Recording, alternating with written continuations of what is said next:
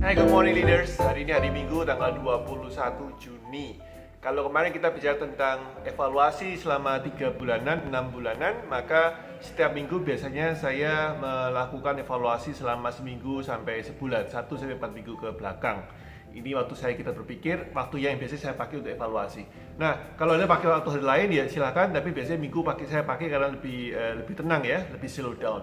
Nah, apa yang saya sharingkan hari ini adalah saya lihat bahwa ada perbedaan antara perusahaan yang lebih cepat pivot. Pivot itu kan lebih berkembang ke perusahaan bisnis lain ataupun lini bisnis baru dalam kondisi yang pandemi seperti ini, tapi ada pengusaha yang lebih lambat. Nah, ada perbedaannya, dan perbedaannya ternyata sama dengan beberapa artikel yang saya baca tentang otak anak kecil, yaitu ketika pengusaha itu menggunakan pemikiran atau pemahaman otak anak kecil, maka lebih cepat dia pivot dibandingkan pengusaha yang tidak menggunakan pemahaman atau otak anak kecil, mereka lebih lambat pivot. Artinya menggunakan otak dewasa ya, otak hati-hati, otak penuh perhitungan, otak yang sangat skeptis ya, sangat sinis, nyinyir ya, itu otak dewasa gitu ya, dan mereka lebih lambat dalam melakukan pivot. Hasilnya apa? Ya tentu bisnisnya akan kena dampaknya, jadi efeknya menjadi negatif dan nggak bisa cepat pulih.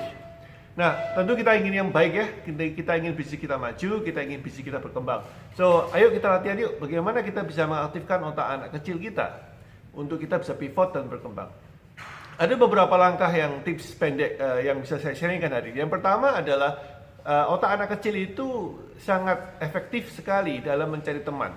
Jadi otak anak kecil itu cepat sekali untuk melihat kebutuhan sosialnya dia ya, social needs itu, mencari teman baru, lebih gampang bergaul, lebih gampang berteman. Mungkin malu-malu kalau pertama kali anak kecil ayo main sama si itu, mungkin malu-malu, tapi dalam hati mereka pengen tahu siapa itu ya, pengen kenal. Nah, kalau kita bisa mengamati ini, yang pertama ini paling simple adalah Anda harus mencari orang-orang baru di luar lingkungan Anda, di luar kring Anda, di luar ring Anda. Jadi kalau Anda di industri baja, tentu Anda cari di industri yang logam juga misalkan, tapi di luar baja, misalkan mau besi, mau aluminium, atau Anda cari sekalian di luar industri logam. Anda pengen tahu bisnis apa yang lagi jalan, ya Anda tanya kepada orang-orang yang memang bisnisnya beda dengan Anda.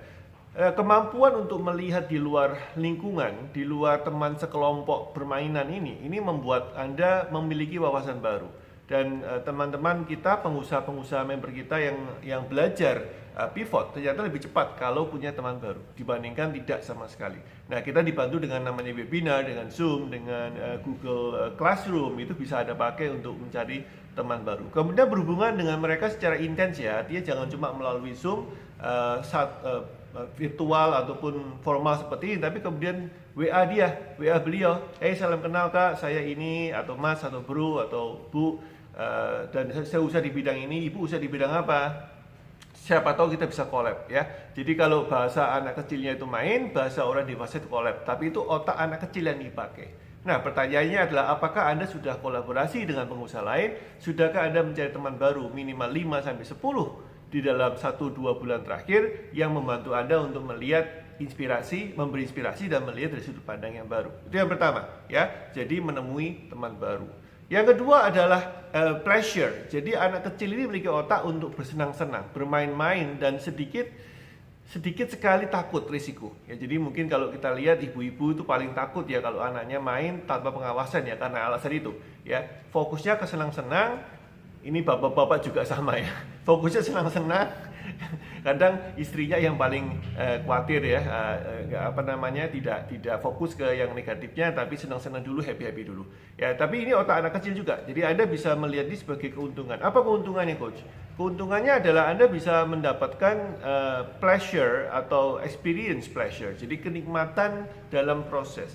Terutama ketika Anda pivot dan mencoba untuk lini bisnis baru, atau Anda membuka sub produk atau kategori baru untuk dijual kepada market yang lebih friendly, corona friendly bisnis, maka mungkin Anda perlu tidak khawatir atau kurangi khawatir hasilnya dulu, tapi enjoying the process.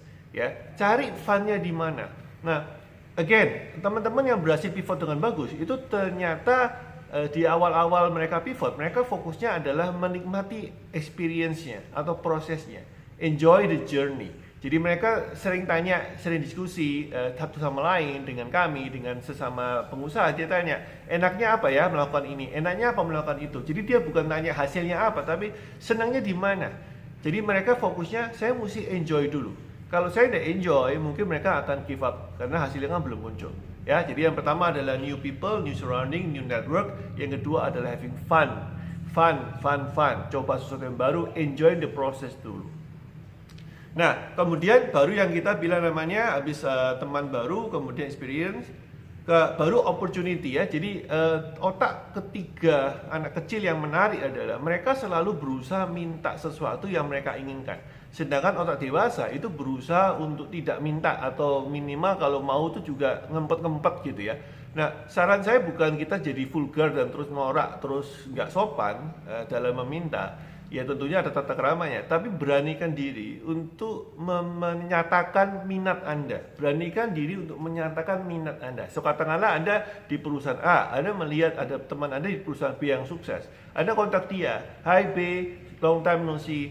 B, boleh nggak saya traktir atau saya belikan sesuatu karena saya mau belajar sesuatu dari Anda." Jadi walaupun kelihatannya tidak terlalu elegan, tapi dalam kondisi ini Anda mesti mengaktifkan otak anak kecil Anda. Jadi opportunity atau kesempatan itu sangat dipakai oleh anak kecil. Dia pengen apa, minta. Dia mau apa, tanya gitu ya. Nah, ketika Anda pivot, saran saya lebih sering menggunakan otak anak kecil untuk opportunity dengan elegan, dengan mencoba seelegan mungkin supaya tidak terkesan norak ataupun tidak berkelas ya. Jadi Anda bisa minta, tanya teman Anda. Kemarin saya berusaha bicara dengan satu pengusaha bakery dan saya tanya kepada ibu ini, "Bu, you kan ingin melakukan ekspansi di bidang bakery tapi yang fokusnya adalah untuk ke delivery ya, reseller gitu ya." Saya tanya sama dia, "Bu, gini aja lah, kan you punya teman yang namanya A dan saya tahu dia sukses di reseller. Coba tanya aja deh langsung ke dia, boleh nggak bagi cara tips gimana caranya untuk menjadi reseller, memiliki reseller yang sukses, atau sebagai organisasi yang mempunyai downline reseller yang sukses. Tanya aja deh, siapa tahu diberi ya." Jadi hal-hal seperti ini adalah otak anak kecil yang Anda mesti latih dan ada yang paling pakai. Dan finally adalah risk and reward. Ini kalau saya bilang sih tetap ya, walaupun anak kecil kalau sakit ya mereka bilang sakit, kalau nggak enak. Jadi Anda perlu cepat sekali untuk menghitung antara nggak enaknya, risikonya dengan rewardnya.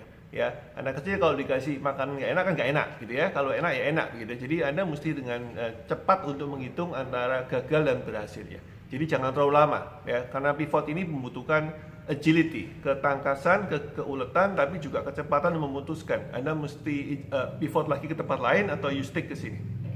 Ya, so 4 hal itu risk and reward saya jadikan satu ya supaya lebih singkat.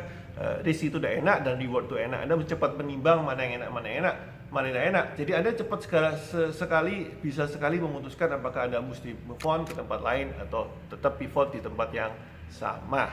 Ya, 4 hal itu tadi bisa Anda pakai, latih dong. Evaluasi dalam 1 bulan ini, sudahkah Anda menggunakan 4 yang mana, dan kalau yang belum, tingkatkan yang belum. Semoga bermanfaat. Again, kalau Anda suka vlog semacam ini, like, share, atau komen. Anda bisa bagi juga ke teman-teman. Anda juga bisa note di bawah, kasih komen di bawah apa yang Anda pelajarin hari ini.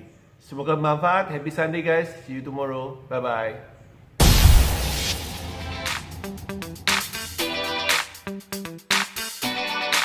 Thank you.